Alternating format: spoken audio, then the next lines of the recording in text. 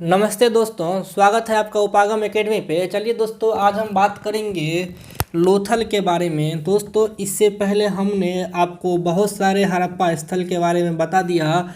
पहला आपको सुरतगोई, Maundy Kock, उसके बाद सुतकाकोट, उसके बाद मेहरगढ़ के बाद आपको बताया मैंने सिंध प्रांत में क्या था, आपको मोहनजोदड़ो, चुहंदरो, हड़प्पा, मांडा, रोपर, बनवाली, राखीगढ़, कालीबंगा।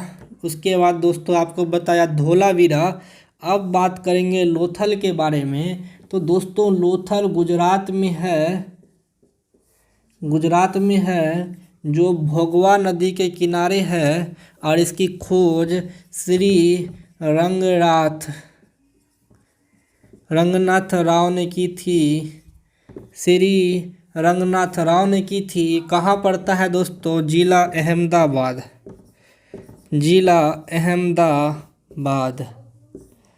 तो लोथल गुजरात में आपको स्थित है। ये समुद्र के किनारे है, भोगवा नदी के किनारे है, अहमदाबाद जिला में है और श्री रंगनाथ नाथ द्वारा खोजा गया था। विशेषता क्या है दोस्तों कि ये समुद्र के किनारे था।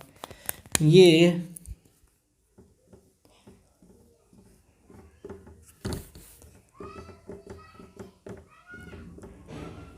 समुद्र के किनारे था। और दोस्तों, इस समुद्र के किनारे पे एक बहुत बड़ा ईंटों से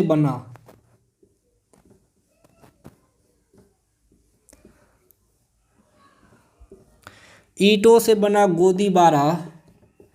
दोस्तों, गोदीबारा गुजराती वर्ड है, हिंदी में बोलते हैं बंदरगाह, इंग्लिश में बोलते हैं पोर्ट। और दोस्तों, ये सिंधु घाटी सभ्यता की सबसे बड़ी कृत्रिम संरचना मानव द्वारा निर्मित ये लोथल का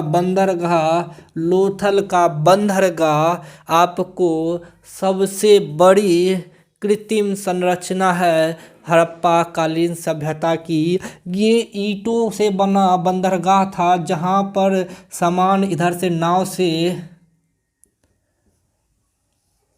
नाव से लाए जाते थे। नाव से सामान लाए जाते थे और यहाँ उतार के विभिन्न क्षेत्रों में, भारत के विभिन्न क्षेत्रों में, यहाँ से यहाँ से दक्षिण भारत में, यानी लोथल से बंदरगाह पर से भारत दुनिया के हर कोने से व्यापार होता था। लोथल से दोस्तों मेसोपोटामिया तक व्यापार होता था, नील नदी सभ्यता तक होता था। नील नदी सभ्यता, मेसोपोटामिया यानी दजला फरात, यानी इस साइड के जितने भी राज्य थे, क्षेत्र थे, वो यहाँ पे आते थे दोस्तों। यहाँ पे इस जगह से नीचे से। और दोस्तों, यहाँ पे आके लोथल से आपको सामान व्यापार करते थे, सामान ले जाते थे, सामान दे जाते थे। मन के सोने चांदी आभूषण इधर से लेके आते थे और भारत में निर्मित सामान लेके जाते थे। और यहाँ पे ये जो लोथल में बंदरगाह था, यहाँ पे सामान उतार के भारत के कोने कोने में पहुँचाए जाते थे। दोस्तों, लोथल इसलिए सिंधु घाटी सभ्यता की सबसे बड़ी कृत्रिम संरचना है। जबकि सबसे बड़ी अगर संरचना हमने मोहनजोदड़ो का बृहद स्नानागार पढ़ाया, अन्नागार पढ़ाया। कृत्रिम संरचना अगर बात की जाए, ईंटों से बनी सबसे बड़ी कृत्रिम संरचना या सिर्फ कृत्रिम संरचना भी पूछे तो वो लोथल का बंदरगाह होता है दोस्तों। लोथल का बंदरगाह होता है। जबकि सबसे बड़ा भवन पूछे तो वो हड़प्पा का अन्नागार होता है। वो भवन है दोस्तों, यानी बिल्डिंग सबसे बड़ा पूछे तो स्नानागार। सबसे बड़ा सरोवर पूछे या सबसे बड़ा स्नानागार पूछे तो मोहनजोदड़ो का बृहद स्नानागार। लेकिन सबसे बड़ी संरचना पूछे तो दोस्तों, ये इतनी बड़ी संरचना थी, इतना बड़ा बंदरगाह, आश्चर्य हो गया खोजने वाले रंगनाथ राव को कि ये इतना बड़ा बंदरगाह बना लिया था जहाँ दोस्तों हजारों नाव से सामान एक बार में उतारे जा सकते थे, हजारों नाव से। आप अंदाज़ा लगा लीजिए कि अगर 1000 नाव एक लाइन में खड़ा कर दिया जाए तो कितना दूरी तक ये बंदरगाह बना होगा दोस्तों, आप खुद सोच सकते हैं। हालांकि गुजरात में आए 2001 के भूकंप में बहुत सारे पार्ट इसके नष्ट हो गए, कुछ ही पार्ट अभी दिख रहे हैं, लेकिन फिर भी दोस्तों ये अभी तक का सबसे बड़ा कृत्रिम संरचना है, मानवकृत।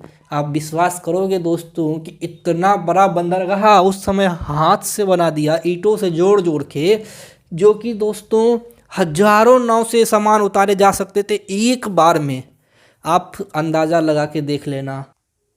मतलब दोस्तों ये लोथल के किनारे, अब इस एयरपोर्ट, ये बंदरगाह के किनारे दोस्तों बहुत सारी बस्तियां बसी, जहाँ पे घर बना के लोग रहने लगे, जहाँ पे घर बना के रहने लगे। और ये सभी उद्योगपति होते थे, बिजनेसमैन होते थे,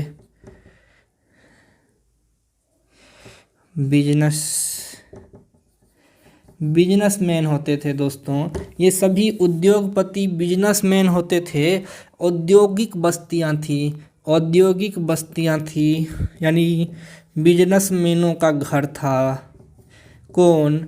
हड़प्पा का लोथल शहर, जहाँ पे दोस्तों सिर्फ व्यापारी लोग अधिकतर मात्रा में रहते थे।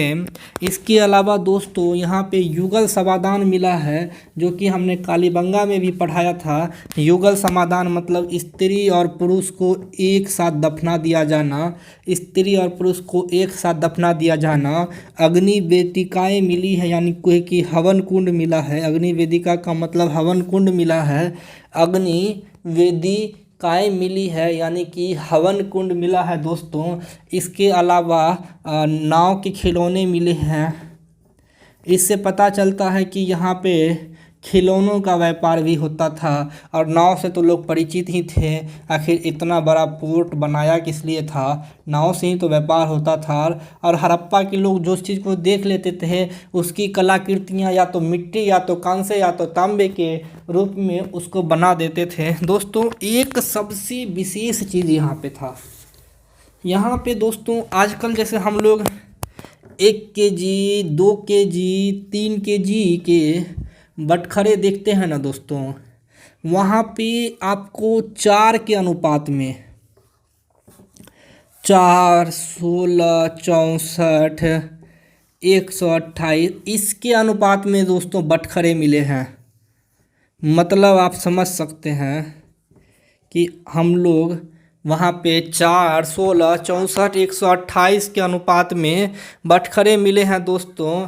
इसका सीधा सा मतलब है कि वो लोग मेजरमेंट में इतने पक्के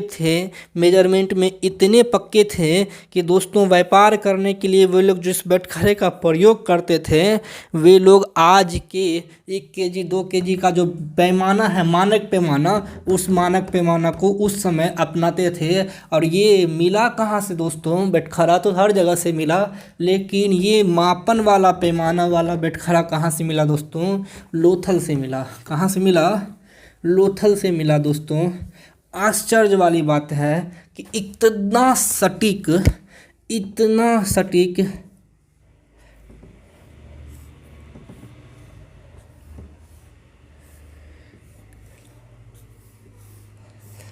एक सेम शेप में आपको बस 4, 16, 64, 128 डॉट 4 × n के आंकड़े में दोस्तों, 4 × n के आंकड़े में दोस्तों यहाँ पे 4 × n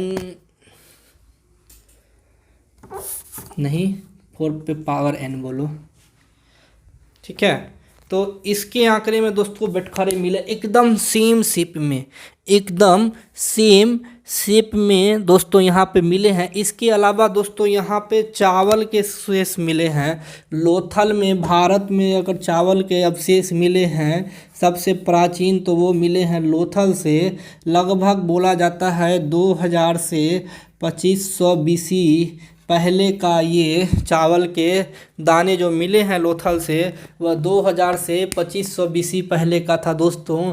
एक सेम पैमाना का बटखरा बना देना। चावल की खेती तो चलो खेती हो चुकी थी तो चलो समझ में आता है, लेकिन मापन का इतना सटीक पैमाना आज से 7000 6000 साल पहले, आप दोस्तों आश्चर्य नहीं कहेंगे तो क्या कहेंगे। इतनी विशेषताओं के बावजूद अगर भारतीय सभ्यता को महान सभ्यता नहीं बोलेंगे तो क्या बोलेंगे, हमारे भारत को महान नहीं बोलेंगे तो क्या बोलेंगे। हमारा इतिहास इसीलिए महान है, हमारा इतिहास इसीलिए विस्तृत है और हम लोग इसीलिए आज भी महान हैं, क्योंकि हमारी प्राचीन सभ्यता प्राचीन संस्कृति हमें महान बनाती है।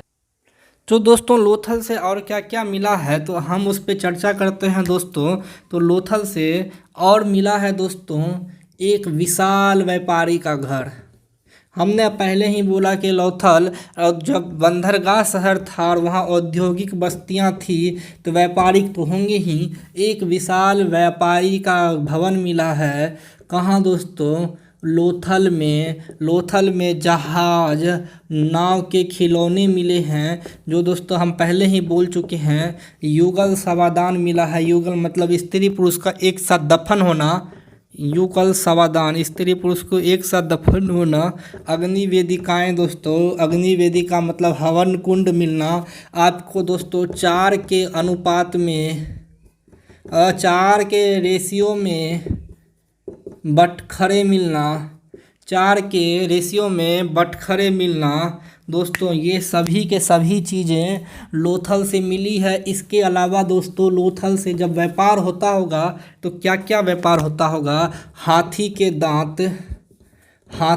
दांत, मन के आभूषण, ये सभी आभूषण में दोस्तों सोना चांदी, ये सभी के व्यापार होते थे। इसके अलावा दोस्तों आपको आटा पीसने की चक्की भी मिली है दोस्तों।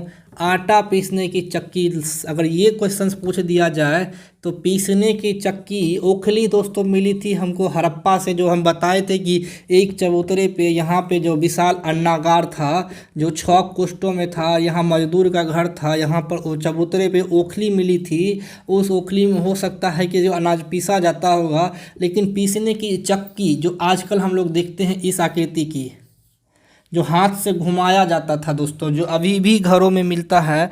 अगर जो प्राचीन घरों में रहते होंगे या ग्रामीण घरों में रहते होंगे उनको ये जाता, जिसको बोलते हैं आज के भाषा में जाता, यानी कि हाथ से पीसने की चक्की दोस्तों, ये हमको मिला है किस जगह से? तो हड़प्पा से मिला है दोस्तों। हड़प्पा गुजरात यानी भारत में सबसे विकसित नगर कहा जाता था। धोलावीरा बहुत सुंदर था, लेकिन औद्योगिक नगर अगर कोई बोला जाए आज के टाइम में, अगर औद्योगिक नगर बोलते हैं तो मुंबई को बोलते हैं। आधुनिक समय में अगर आज से 1000 साल बाद अगर कोई पूछेगा कि औद्योगिक नगर कौन है तो लोग मुंबई का नाम पढ़ाएंगे। तो हम लोग आज से 1000 साल पहले की बात कर रहे हैं। तो औद्योगिक नगर अगर हम किसी को बताएंगे तो वो हम बताएंगे लोथल को। बंदरगाह नगर बताएंगे तो वो हम बताएंगे लोथल को। सबसे बड़ी कृत्रिम संरचना अगर बताएंगे तो लोथल का बंदरगाह यानी पोर्ट को बताएंगे। और यहाँ से नाव के जहाज, अग्निकुंड, युगल समादान, इसके अलावा जहाज, खिलौने, हाथी के दांत, मन के आभूषण, कितने सारी चीज़ें। 4 के अनुपात में बटखरे, इतने फेमस चीज़ें दोस्तों। और चावल के अवशेष, चावल के सबसे प्राचीन अवशेष दोस्तों आपको मिले हैं कहाँ से दोस्तों? तो वो मिले हैं दोस्तों आपको लोथल से। तो भारत में चावल के सबसे प्राचीन अवशेष लोथल से मिले हैं। और एक मिला है कालीबंगा से, जो हम बता चुके हैं कहाँ से? कालीबंगा से। और कालीबंगा में दोस्तों जुते हुए खेत और एक ही खेत में 2 से अधिक फसल उगाए जाने का साक्ष्य मिला है। और हरियाणा के बनवाली में मिट्टी के हल की खिलौने मिले हैं। तो हमने दोस्तों बोला था कि 120 किलोमीटर में हम चले तो हल लेके आए और खेत को जोत दिए, बनवाली से चले और कालीबंगा में आके दोस्तों हमने हल को जोत दिया।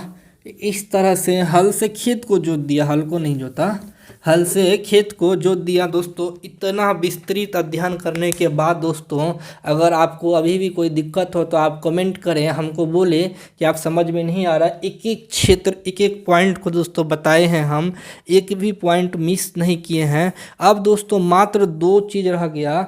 अब गुजरात का एक और क्षेत्र रह गया है दोस्तों, वो है सुतकोटदा। गुजरात का एक क्षेत्र रह गया दोस्तों, वो है सुतकोटदा। और महाराष्ट्र का एक क्षेत्र रह गया, वो है दैमाबाद। और एक रह गया है आपको उत्तर प्रदेश का आलमगीरपुर। तो हम सुतकोटदा को बोल दिए हैं। इसमें एक चीज़ बोले थे, अस्थि पंजर मिला है घोड़े का। लोथल और सुतकोटदा दोनों समुद्र के किनारे हैं, तो दोनों क्या हैं दोस्तों, बंदरगाह नगर। कोई दिक्कत अगर है तो आप बोलिए। और दोनों जगह दोस्तों व्यापार बहुत अधिक होता था, दोनों जगह दोस्तों व्यापार बहुत अधिक होता था। और दोनों जगह से दोस्तों यहाँ से बटखरा मिला तो यहाँ से तराजू मिल गया, तराजू के पलड़े। कितनी आश्चर्यजनक बातें हैं दोस्तों कि एक ने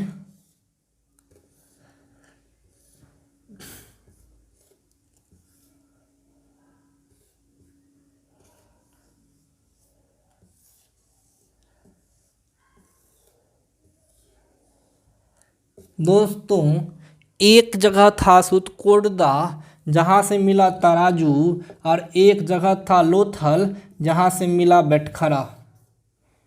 दोस्तों कितने आश्चर्यजनक की बातें हैं कि 8000 साल पहले लोग व्यापार उस तरह करते थे जैसे हम लोग आज करते हैं। मानव को आज सबसे विकसित सभ्यता आधुनिक मानव बोला जाता है। 5000 साल पहले दोस्तों क्या था, मानव आधुनिक नहीं थे तो क्या थे, मानव सभ्यताएं विकसित नहीं थी तो क्या थी। आप तराजू, आभूषण, मन के, हाथी के दांत का प्रयोग, आभूषण, घोड़े के अस्थि पंजर, आप इतने सारे मोहरे, इतने सारे बटखरे, इतने सारे तराजू, इतनी भंवर, इतने सारे कुएं, नगर व्यवस्था, आप इसको अगर आश्चर्य नहीं बोलेंगे तो क्या बोलेंगे दोस्तों। आप खुद सोचिए कि इतनी महान सभ्यताओं को आज तक भारत से छुपाने के लिए कनिंघम ने क्या क्या नहीं किया होगा। अगर आज वो उसको महान बोलते तो आज दयाराम साहनी की जगह हम लोग अलेक्जेंडर कनिंघम का नाम हम लोग हड़प्पा सभ्यता की खोज में पढ़ते हैं। चलिए दोस्तों अब आगे बढ़ते हैं। सुतकोटदा में एक लास्ट पॉइंट है दोस्तों कि हड़प्पा के पतन के साक्ष्य, हड़प्पा के पतन के साक्ष्य दोस्तों यहाँ से मिले हैं। वो जगह है सुतकोटदा। ये बंदरगाह, घोड़े के अस्थि पंजर और हड़प्पा के पतन के साक्ष्य। एक एक पॉइंट को दोस्तों डिटेल से लिखिएगा, पढ़िएगा और उसको अच्छे से समझिएगा। कोई दिक्कत हो तो आप हमको बोलिएगा। इतने अच्छे से दोस्तों आपको हड़प्पा आपने कभी नहीं पढ़ा होगा। हमने सिर्फ याद नहीं करवाया है बल्कि दोस्तों हम समझाए भी हैं। अब आता है दोस्तों, एक है उत्तर प्रदेश का आलमगीरपुर, आलमगीरपुर, और एक दोस्तों यहाँ है। इस सब के नीचे एक जगह और है, यहाँ मान लो वो और नीचे होगा, वैसे यहाँ जगह नहीं है, दैमाबाद। सबसे पूरब में स्थित है दोस्तों आलमगीरपुर और सबसे दक्षिण में स्थित है दैमाबाद। सबसे पश्चिम में स्थित है नागेश्वर और सबसे पूरब में स्थित है मांडा। भारत के 4 कोने, अगर हड़प्पा सभ्यता के 4 कोने पूछ दें, उत्तर, दक्षिण, पूरब, पश्चिम, तो पूरब में आलमगीरपुर, दक्षिण में दैमाबाद, पश्चिम में नागेश्वर और पूरब में मांडा आते हैं। अगर संपूर्ण हड़प्पा की बात पूछें तो दोस्तों उसके बारे में भी हम आपको बताएंगे। फिलहाल भारत के बारे में ही चल रहे हैं और आपको हम वो मैप पे दिखाएंगे दोस्तों कि पूरब पश्चिम में क्या है। फिलहाल हम आपको दोस्तों दैमाबाद के बारे में कुछ इम्पोर्टेंट पॉइंट बताते हैं। दैमाबाद दोस्तों है कहाँ पे, महाराष्ट्र में। नदी कौन सी है? गोदावरी। नदी कौन सी है दोस्तों? दाइमाबाद महाराष्ट्र में, और नदी है गोदावरी। तो दाइमाबाद में दोस्तों कुछ विशेष तो नहीं, लेकिन यहाँ पे कांसे की बहुत प्राचीन मूर्तियाँ मिली हैं। और वो मूर्तियाँ क्या है? कांसे की बहुत प्राचीन मूर्तियाँ मिली हैं। उसमें 3 मूर्तियाँ हैं। एक रथ चलाता मनुष्य, कांसे की रथ चलाता मनुष्य। दूसरा है आपको गेंडा। तीसरा है हाथी। ये दोस्तों, और इसके अलावा भी बहुत सारी मूर्तियाँ आपको कहाँ से मिली है? दाइमाबाद से। तो चूँकि कांसे की इतनी सारी मूर्तियाँ आपको मोहनजोदड़ो से, दाइमाबाद से और बहुत सारे जगहों से मिलने के कारण दोस्तों हड़प्पा सभ्यता को कांस्य युगीन सभ्यता बोलते हैं। ये बहुत बार पूछा गया है कि हड़प्पा सभ्यता कांस्य युगीन सभ्यता है या कैसी सभ्यता है? कांस्य युगीन सभ्यता है। ये पूछा जाता है एग्जाम में। लोह युगीन यानी iron age, bronze age, copper age, तराम एज हमने दोस्तों पढ़ाया था कि जब हम आर्ध ऐतिहासिक काल के शुरुआती दौर में थे और नवपाषाण काल के अंतिम दौर में। तो नवपाषाण काल और आर्ध ऐतिहासिक काल के बीच में दोस्तों एक धातु की खोज हुई थी, तांबे की, जिसको हमने बोला कि त्राम युगीन सभ्यता। और यहाँ पे तांबे का जब उपयोग होने लगा, त्राम युगीन सभ्यता हुई। और तांबे के बाद कांस्य युगीन सभ्यता आई, जिसको कि हड़प्पा सभ्यता बोलते हैं। सर जॉन मार्शल ने लोहे की अनुपस्थिति के कारण इसको लोह युगीन नहीं बोल के कांस्य युगीन सभ्यता बोला, सर जॉन मार्शल ने। दाइमाबाद के बारे में दोस्तों बस इतना ही पॉइंट था। इसके बाद यूपी का आलमगीरपुर आता है, जो सबसे पूर्वी है। आलमगीरपुर ये दोस्तों हिंडन नदी के किनारे है। यूपी का आलमगीरपुर आज दोस्तों उत्तर प्रदेश में स्थित है। यूपी का आलमगीरपुर। और दोस्तों ये हिंडन नदी के किनारे है। और खोजा किसने था दोस्तों? इसको खोजा था पंजाब के रोपर को जिसने खोजा वो थे, पंजाब के रोपर को जिसने खोजा वो थे यज्ञदत्त शर्मा। यज्ञदत्त शर्मा। आलमगीरपुर हिंडन नदी के किनारे। और इसको खोजा दोस्तों किसने? रोपर के खोजने वाले थे यज्ञदत्त शर्मा। और उन्होंने ही आलमगीरपुर की खोज की। और आलमगीरपुर की विशेषताएं दोस्तों क्या है कि दोस्तों ये भारत में स्थित और हड़प्पा कालीन सबसे पूर्वी छोर है।